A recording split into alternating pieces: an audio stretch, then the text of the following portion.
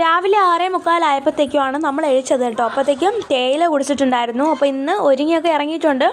അപ്പോൾ നിങ്ങൾ വിചാരിക്കും എവിടെ നിന്നാണെന്ന്. അപ്പോൾ നമ്മൾ ട്യൂഷന് പോകാൻ വേണ്ടി ഇറങ്ങിയതാണ് കേട്ടോ. അങ്ങനെ വന്നപ്പോഴത്തേക്കും നല്ല വിശപ്പുണ്ടായിരുന്നു. അപ്പോൾ അമ്മ ദോശയും ഉള്ളിക്കറിയും സാമ്പാറും ഒക്കെ എടുത്ത് വെച്ചിട്ടുണ്ടായിരുന്നു. ഞാൻ ദോശയും ഉള്ളിക്കറിയും കഴിച്ചു കേട്ടോ. ഞാൻ ഇപ്പോഴാണ് മനസ്സിലാക്കുന്നത് വിശന്ന് വരുമ്പോൾ ഫുഡിന് എന്തൊരു ടേസ്റ്റാണെന്ന് കേട്ടോ.